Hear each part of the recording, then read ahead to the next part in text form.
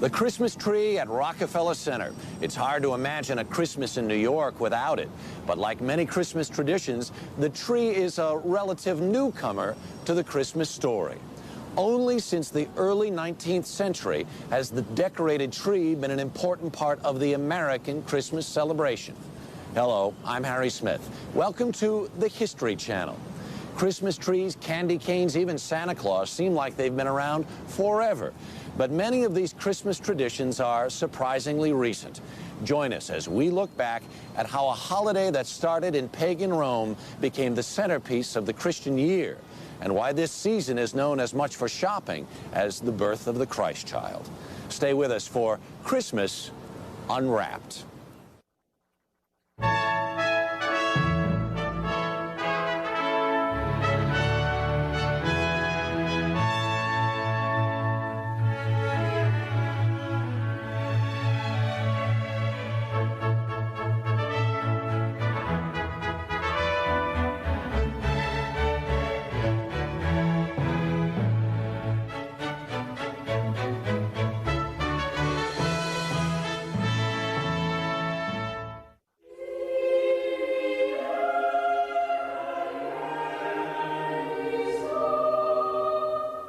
It is a story everyone knows. After a rude refusal by a local innkeeper, Mary and Joseph bedded down in a barn in Bethlehem. The next day, Mary gave birth to a son, the Son of God. Those are the biblical origins of Christmas. But centuries before Jesus walked the earth, early Europeans were celebrating light and birth in the darkest days of winter. In the Norse country, this winter celebration was known as Yule. Around December 21st, the winter solstice, fathers and sons would drag home the biggest log they could find and set it on fire. The Yule log warmed, but it also looked ahead. Each spark was said to represent a pig or calf to be born in the spring. Also dragged inside were evergreens, the one plant that could make it through a Norse winter. Evergreens proved that life persisted in this dark time. There's a natural attraction to that which lives through the winter when one is struggling to survive through the winter. The evergreen is that part of nature that seems impervious to the coming of winter and the diminishing of the sun. And so it's an absolutely natural symbol, one which I think we react to almost without thinking about. For as long as the Yule log burned, about 12 days, feasting and revelry reigned supreme. In fact, this was one of the few times that meat was abundant, since cattle had just been slaughtered for the long winter. There is a necessity to kill most of the cattle, because you can't keep them alive over the winter when there's nothing to feed them on. You keep a few alive for breeding. But there is an opportunity for a great blowout, for a great feast. Time to party. The party raged inside in defiance of winter's deadly howl. There is a spooky feel about the northern Yuletide festivals. You may be all right there in the hall with the blazing fires, but outside there are demons, there are spirits. In Germany, the pagan god Odin lent his name to this midwinter holiday. Early Germans were terrified of Odin, whose nocturnal flights decided who would prosper or perish in the coming year. Later, we'd see another Christmas sky rider, Santa Claus. But for now, staying inside became the smartest choice at this frightening time of the year.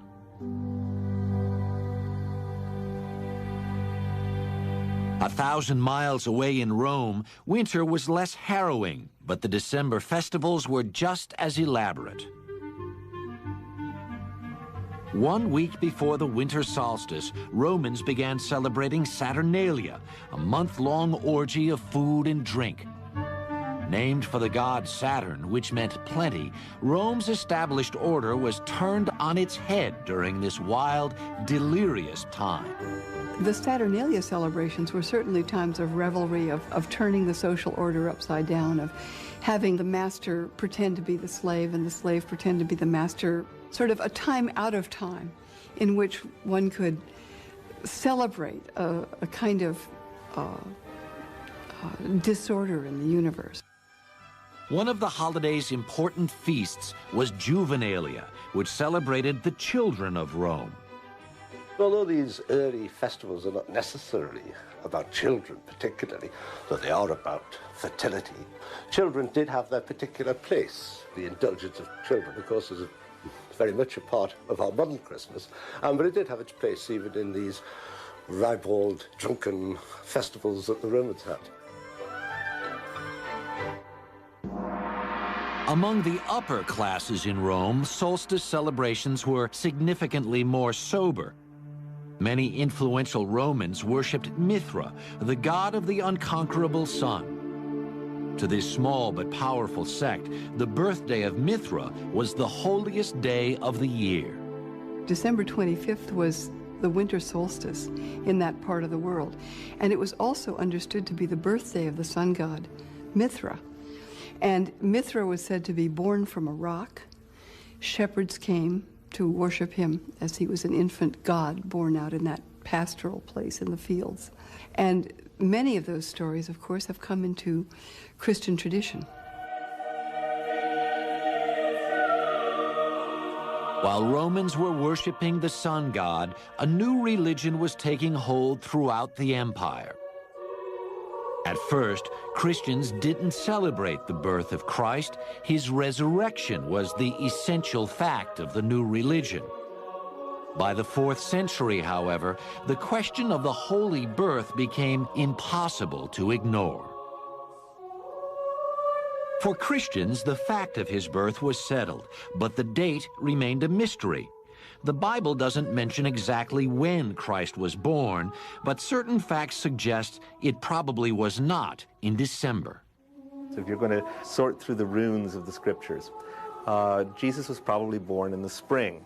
If the shepherds are out in the fields watching their flock by night, we're not talking about one of the cold spells at the heart of winter. If pagan Rome was already celebrating the birth of Mithra on December 25th, it seemed natural to honor the birth of the Christ child at the same time. By the 4th century, the church made it official.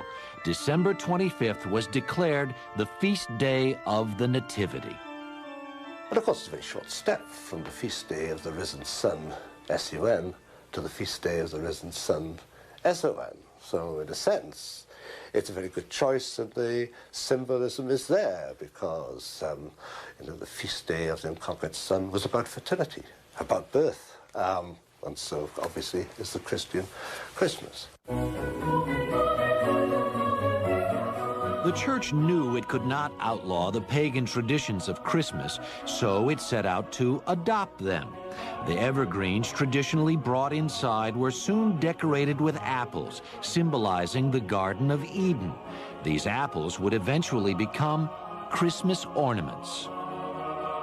And holly, a traditional midwinter decoration, was recast to represent Christ's crown of thorns. People already had their own agenda for this season, and that agenda was not one that was really radically changed when the names got changed from non-Christian to Christian names. The church pretty much had a policy of live and let live. If people would call themselves Christians and do lip service to the birth of the Savior, then let them do anything that they wanted to do with it. But on the other hand, by assigning the Nativity to that time of year, the church really gave up the opportunity to control the way that celebration took place.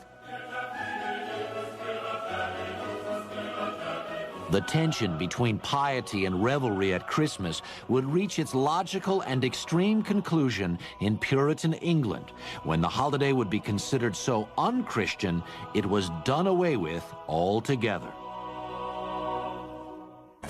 More snack food tech on Modern Marvels, tonight at 9 on the History Channel. Now back to Christmas Unwrapped, here on the History Channel.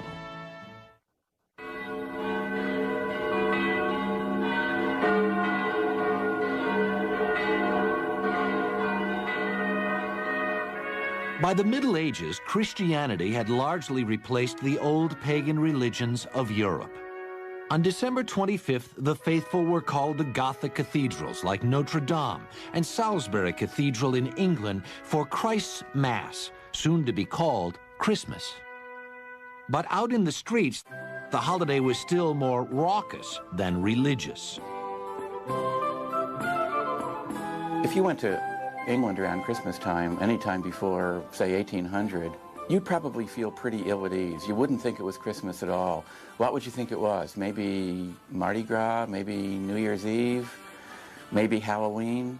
Because Christmas in old-time England was really a carnival. The houses of London were littered with brawling, drunken villagers and couples engaged in the most unholy activities. And each Christmas, a beggar or student was temporarily put in charge after being crowned the Lord of Misrule. The rest of the peasantry also got their once-a-year chance to grab power from the ruling classes. They would go around to the houses of the rich, they would bang on the doors and demand entry, and once they were let in, the lord of the manor had to give them the best stuff that he had. He had to give them his best food, he had to give them his best beer, his best of everything. And a jolly wassail, it's then you shall hear. But if he didn't, they would threaten or actually perform a trick. Come butler, come fill us. One surviving Christmas song says, if you don't give us what we want, then down will come butler, bowl and all. But if you do draw us a bowl of the small, then down shall go butler, bowl and all. The rules of Christmas would soon change, however, as a wave of religious reform swept through England in the early 17th century. Led by Oliver Cromwell, the Puritans overthrew the king's forces in 1645 and vowed to rid England of all that was decadent. High on their list was English Christmas, and in 1652 they outlawed it altogether. Shops were ordered to stay open. Churches were forced to stay closed. The Puritans were always, I think, deeply attracted to those things that they were most opposed to. They had a fear that they might have too good of a time. I don't mean to trivialize them, but there was a deep fear that if these things were legalized, they themselves might enjoy them and their souls would be lost. The Puritans may have said good riddance to Christmas, but the people never really stopped celebrating it. The holiday merely went underground. If Christmas pie was illegal, it began to be known as mince pie instead, which was just as delicious. The deeper need for Christmas in the human heart, the need for celebration at a time of darkness, those needs made the battle against Christmas, gave it a few temporary wins, but it couldn't possibly secure a final victory. In 1656, the men of Kent and Canterbury passed a resolution saying that if they could not have their Christmas day, they would have the king back on his throne. They soon got their wish. The monarchy was restored with Charles II, and Christmas was restored with him. It seemed the English could live without a king, but not without Christmas. It has been argued that one reason for the restoration of the monarchy is because by restoring the monarchy, you also restored Christmas. You restored the proper English Christmas with its rituals, its traditions, and its carousing. Christmas is brought back, if you like, by popular acclaim.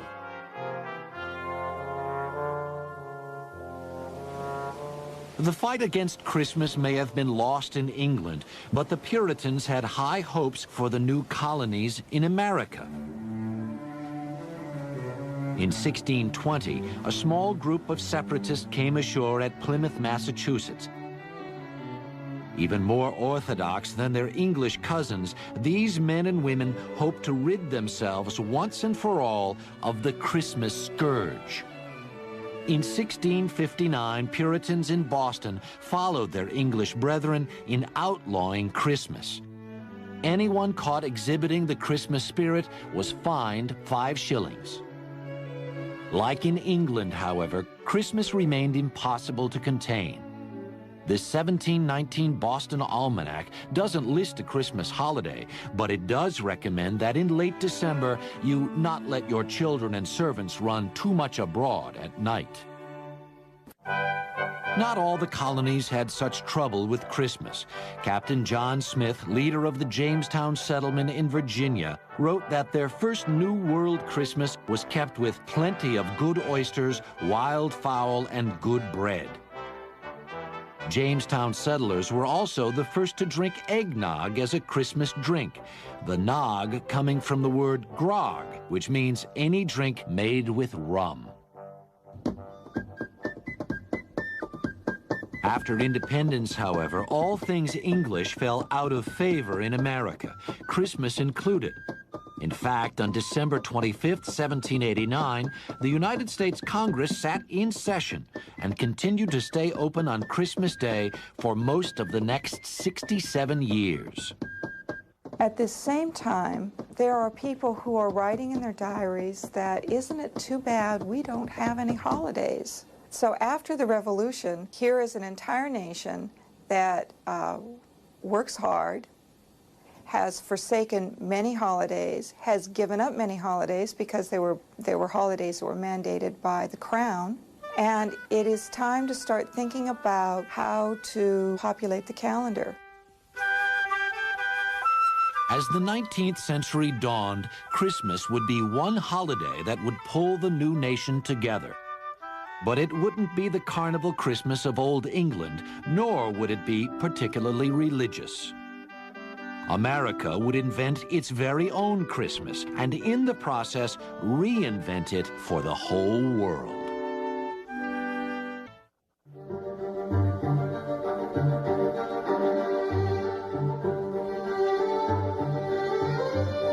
New York City, 1820. Within the space of a generation, New York had gone from a backwater port town to the center of American commerce. Great wealth came to a few during these years, and moderate livings to the burgeoning middle class. But the Industrial Revolution had also created a class of the unemployed and unconnected, whose very existence threatened the cozy world of New York's middle rung. This was never more clear than at Christmas time. Class conflict was emerging with the earliest stages of industrial capitalism. And so what had previously just had an edge of menace, a little bit of trick, but much more goodwill, much more treat, now changed, and the menace became increasingly obvious and increasingly serious. So that by the 1820s, the Christmas season in cities like New York was really a time of gang rioting, a really very, very nasty scene. So nasty, in fact, that in the year 1828, the New York City Council, for the first time, instituted a professional police force for the city as a direct result of a particularly savage Christmas season riot the year before. New York's upper class was worried. So worried that a few of them set out to change the way the holiday was celebrated. Washington Irving was America's best-selling novelist, and in 1819 he used his expertise to write Bracebridge Hall, an enormously popular series of stories about Christmas at an imaginary English manor house. Here, the classes mingled effortlessly as squires welcomed friendly and grateful peasants into their homes. And in 1843, England's most popular writer, Charles Dickens, tackled the Christmas problem with A Christmas Carol. It was a bestseller in London and America, and the lessons of the story struck a powerful chord on both sides of the Atlantic. Christmas Carol, I think, showed the Victorians what could be the use and the meaning of Christmas in a society which was quite pleased with itself in a way, but which nevertheless had fears about inequality, about too much materialism, about perhaps just too rapid change. There have been countless treatments of this Christmas classic, some in print and some on screen. This television version is from 1958, but the themes are straight out of the 19th century. You want all day tomorrow, I suppose, Crescent? Quite convenient, sir. It's not convenient. But it's only one day in the year, sir. A poor excuse to pick the pocket of your employer every 25th of December. I think the character of Ebenezer Scrooge taught a very important lesson to middle-class people. Christmas. Nonsense. Humbug. Because the Christmas season presented them with a real problem. What do we owe to the different people in our world? What do we owe to our families? What do we owe to our employees? What do we owe to the anonymous poor? At first, Ebenezer Scrooge refuses to face those problems, but after his visions of Christmas past, present, and future, Scrooge learns that family and charity cannot be ignored at Christmas time. Merry Christmas, Bob! Mr. Scrooge! And Mrs. Cratchit, for you. Mr. Scrooge! My dear, that's for you. It really is a conversion story. I mean, it's a story about this hard-hearted man being reborn to Christmas observance.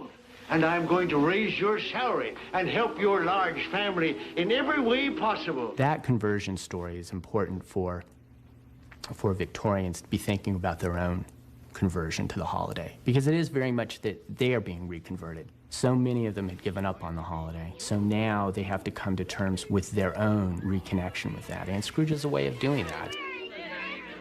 There's this lovely story of Dickens going around America on one of his famous reading tours, and this American factory owner going to a reading of Christmas Carol, and on the way home saying to his wife, "Next year we shall close the factory on Christmas Day." 19th century Americans were discovering Christmas after a 200-year drought of Puritan disapproval. But the holiday would never have taken hold if society wasn't ready for it. One important shift was occurring right inside the family itself. Before the 19th century, the family existed as what we might think of as an engine of discipline, designed to train children to work hard. After 1820, 1830, the family was very quickly and perceptibly becoming an agency that was designed to provide the emotional nursery for children so that they could grow up being sensitive little people who took a lot of pleasure in the family and in the world itself. Christmas was tailor-made for this transition. Now there was a holiday where attention could be lavished on children without seeming to spoil them. The moment of Christmas where parents started to pay attention to their children. I've sometimes come to think of this as the invention of quality time within the family. Parents would discover the joy that they could take out of watching the joy in their children's faces when they gave their children presents. Americans now knew why they were celebrating Christmas, but they didn't know exactly how to go about it.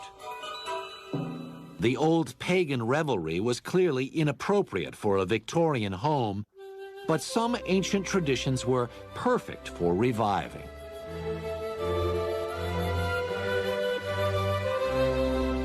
The Christmas tree has its roots in Germany, where decorated evergreens had always been a part of the winter celebrations. But the tree might have stayed there if not for the royal marriage in 1840 of Victoria, the Queen of England, to her cousin, Prince Albert of Germany.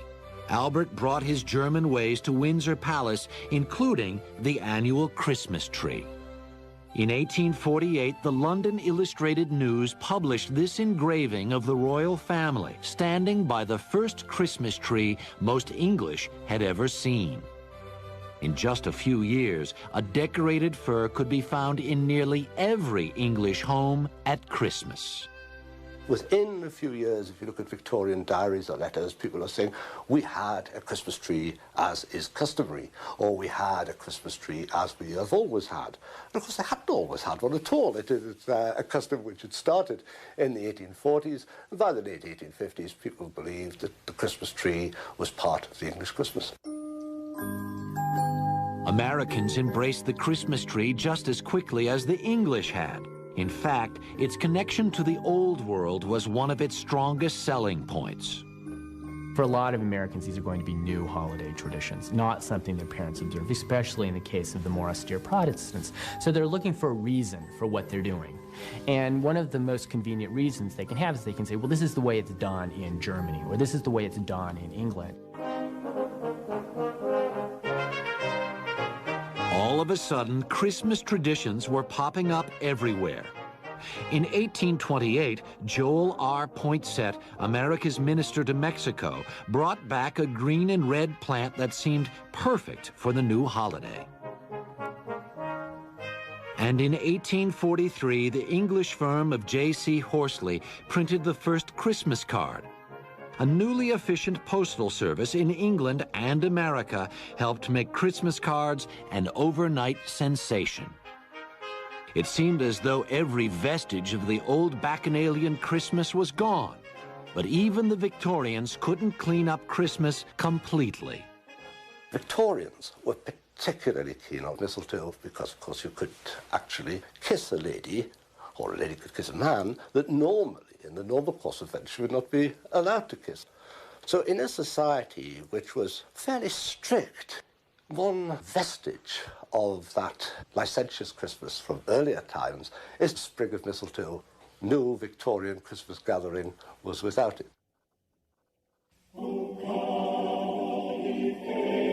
By mid-century, Christmas was everywhere in America, in the streets, in the homes, in the marketplace. The one place you could not find Christmas was in church. Most Americans were Protestant, and the Protestant church had ignored Christmas for years. But Protestant Victorians longed for official religion on this sacred day. What a number of them do initially is say, well, if we can't find a Christmas service in our Baptist church or our Presbyterian church, let's go see what the Catholics are doing, or let's go see what the Episcopalians are doing. And increasingly, that puts pressure on these Latter-day Puritans to have Christmas services, because there's a way in which lay people begin to expect it. Church services, mistletoe, and Christmas trees. America's new holiday now seemed firmly in place. But Victorian America had one last contribution to the Christmas season. A jolly elf who shimmied down the chimney would soon personify Christmas for generations to come. Now back to Christmas Unwrapped, here on the History Channel. Ho, ho, ho! Merry Christmas! Here comes Santa Claus, right down Santa Claus Lane. We borrowed the Christmas tree from Germany and the Christmas card from England. But one Christmas icon was developed right here in America, Santa Claus. Hang your stocking, say your prayers, 'cause Santa Claus comes tonight. Long before Santa, however, there was St. Nicholas, a Greek Orthodox bishop who became one of the most popular saints of the Middle Ages. On December 6th, St. Nicholas Day, good children woke to gifts from the kindly saint. Bad children sulked away with nothing. In Holland, he was known as Sinterklaas, and when the Dutch came to this country, they brought tales of their gift-giving Nicholas with them. This quaint custom caught the imagination of Clement Clark Moore, a well-heeled Episcopal minister in New York City. In 1822, Moore wrote a poem for his children about a good-natured saint who came down the chimney on Christmas Eve. 'Twas the night before Christmas, and all through the house not a creature was stirring, not even a mouse. The stockings were hung by the chimney with care, in hopes that St. Nicholas would soon be there. Moore dreamed up Dasher, Dancer, and the rest of the reindeer, along with Santa's entrance through the chimney. But at first he was embarrassed by the poem. He worried it was too frivolous for a man of the church. Clement Moore was a minister. Here a minister, who should be on the other side, is promoting a secular Christmas with reindeer and all the rest of it. But there was no mention in the poem of anything religious. And in fact, that's why he didn't reveal who he was. In the beginning, he didn't reveal the authorship.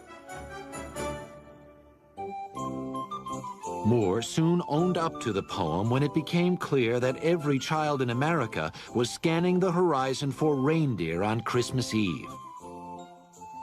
Less clear was what exactly this Santa Claus looked like.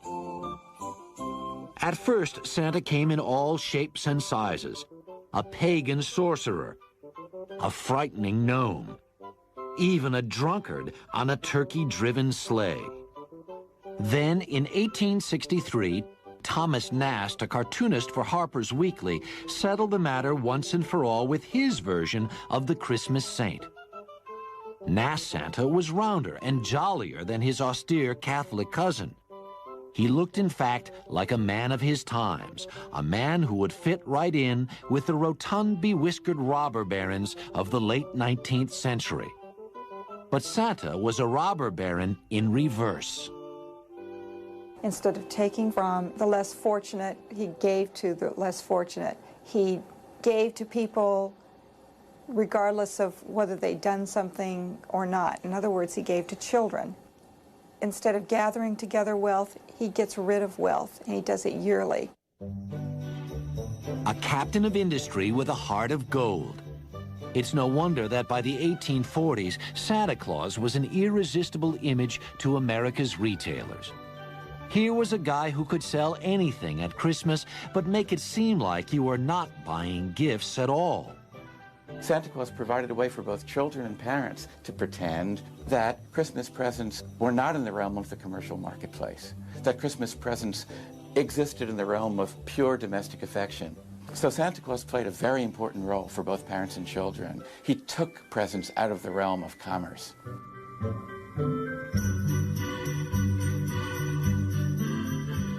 If the image of Santa could sell merchandise, retailers soon figured that a real-life Santa would boost sales even further. Santa has been showing up in department stores since the mid-1800s. It makes perfect sense for us to have our national saint in a department store. That's commercial sense for us, dollars and cents. Author and humorist Gene Shepard immortalized this rite of passage in A Christmas Story, an autobiographical account of one boy's Christmas. You know, I'd been thinking for weeks what I wanted for Christmas. I figured the best thing to do is to tell Santa Claus about that. And I looked up at that Santa Claus, and he had these big, watery blue eyes and a huge beard and all, and he's looking me right in the eye. And he was so impressive that my mind went blank. Ho, ho, ho, ho. Then what's your name, little boy? It's like if all of a sudden you're sitting on the president's lap, and he says, "What would you like me to pass in legislation, Sonny?" I mean, your mind's going to go blank. You can't remember any of this stuff. And so at that point, Santa Claus looked at me and he says, "All right, how about a football, kid?" How about a nice football? A football? I wanted a BB gun.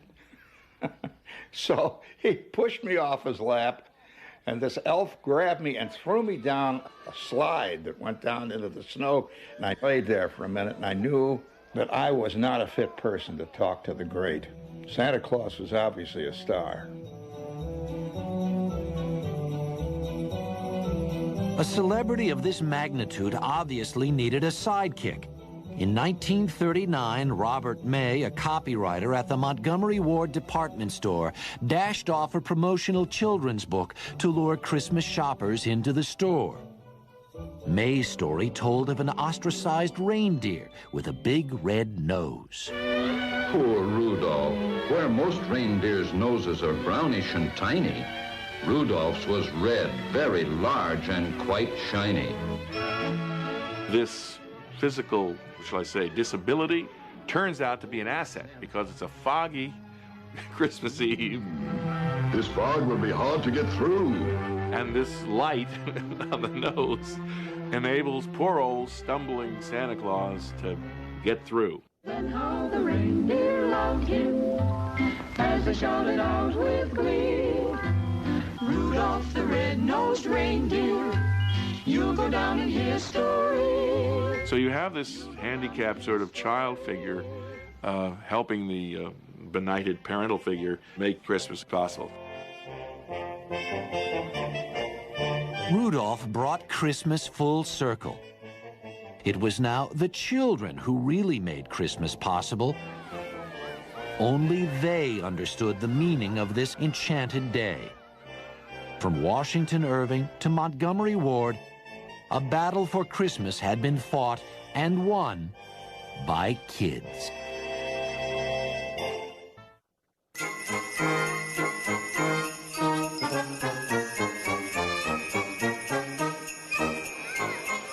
By the 1920s, few vestiges of the carnival Christmas were left in America. One exception was this Christmas parade in New York City, where a glimpse of Santa Claus was worth the all-day wait.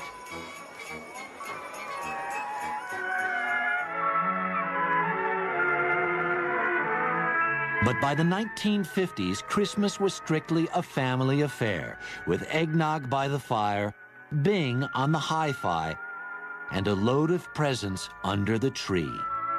Chestnuts roasting on an open fire, Jack Frost nipping at your nose, tiny tots with their eyes all aglow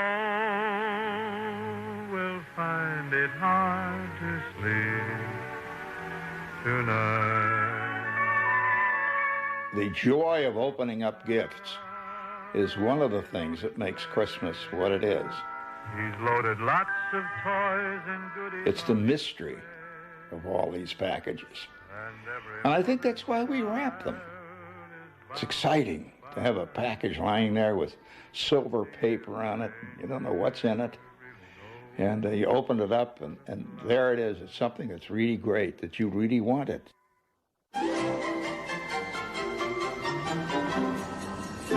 But to give presents, you have to shop for them. And shopping has long been at the heart of the Christmas season. Critics say this yearly buying frenzy obscures the real reason for Christmas, to celebrate the birth of the Christ child. Celebrate the birth of Christ and the gift that God gave us, as much as the gifts we give our children on Christmas Day.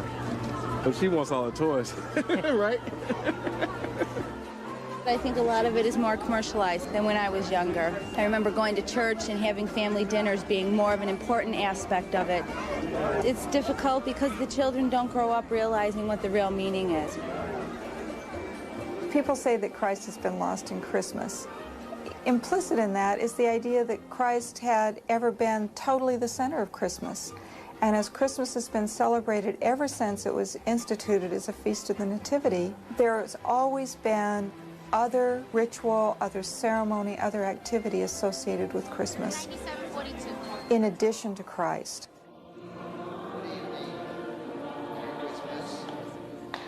At the All Souls Church in New York City, Christmas Eve services give the secular side of the holiday some stiff competition.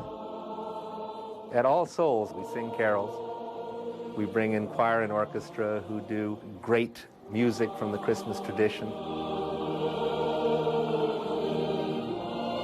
Certainly today, most churches revel in the celebrations as completely as do the corporate malls. That's not a bad thing. It actually goes back to the sources of this kind of holiday. where we recognize that people have deep needs at this time of year, to connect with that which is very important, but also to celebrate.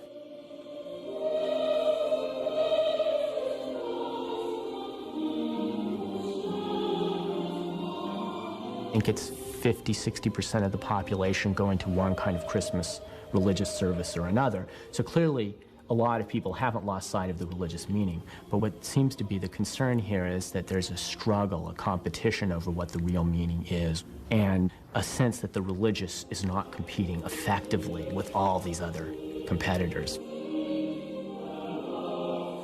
But perhaps Christmas in America is more a combination of the sacred and the secular, and less a competition between the two.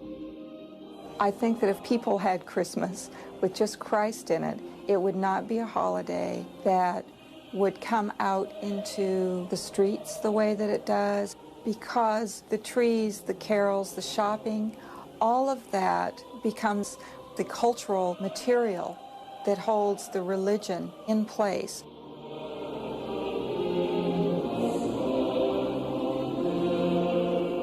This cultural material is everywhere.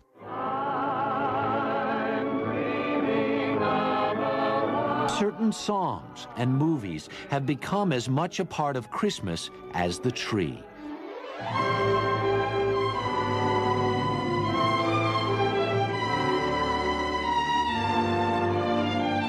I don't want to get married to anybody, you understand?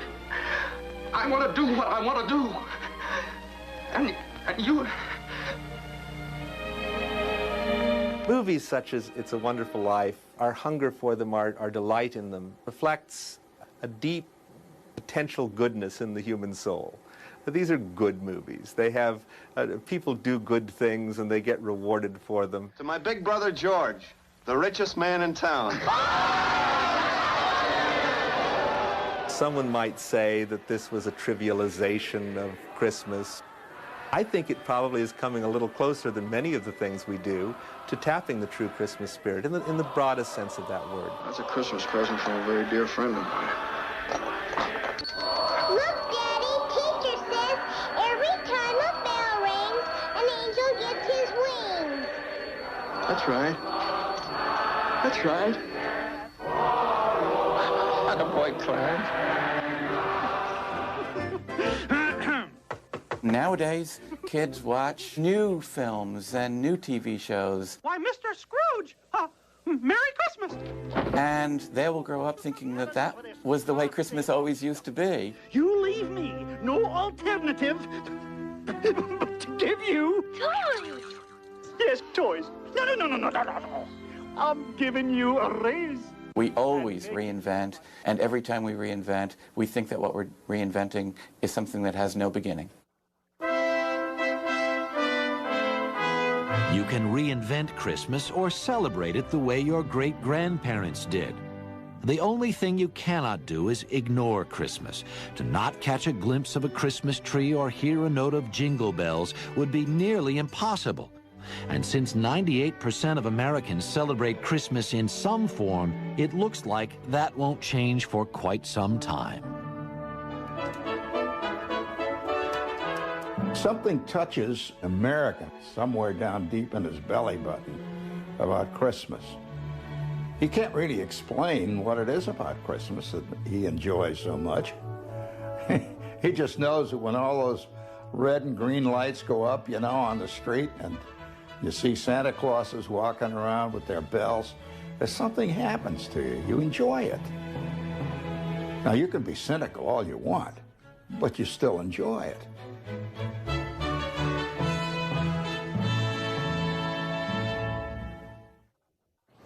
Charles Dickens and Washington Irving may have invented our idea of the nostalgic Christmas, but the images worked. Somehow, a holiday that celebrates the domestic pleasures of children and family was just what we wanted.